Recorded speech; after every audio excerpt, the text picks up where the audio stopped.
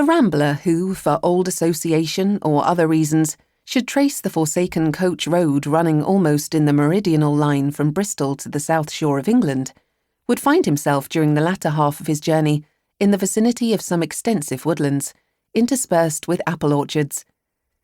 Here the trees, timber or fruit-bearing as the case may be, make the wayside hedges ragged by their drip and shade, stretching over the road with easeful horizontality, as if they found the unsubstantial air an adequate support for their limbs.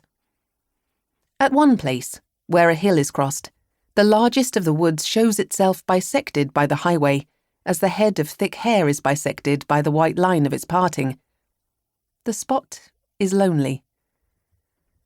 The physiognomy of a deserted highway expresses solitude to a degree that is not reached by mere dales or downs, and bespeaks a tomb-like stillness more emphatic than that of glades and pools. The contrast of what is with what might be probably accounts for this. To step, for instance, at the place under notice, from the hedge of the plantation into the adjoining pale thoroughfare, and pause amid its emptiness for a moment, was to exchange by the act of a single stride the simple absence of human companionship for an incubus of the forlorn. At this spot, on the lowering evening of a bygone winter's day, there stood a man who had entered upon the scene much in the aforesaid manner. Alighting into the road from a stile hard by, he, though by no means a chosen vessel for impressions, was temporarily influenced by some such feeling of being suddenly more alone than before he had emerged upon the highway. It could be seen by a glance at his rather finical style of dress that he did not belong to the country proper, and from his air, after a while, that though there might be a sombre beauty in the scenery, music in the breeze, and a wan procession of coaching ghosts in the sentiment of this old turnpike road, he was mainly puzzled about the way.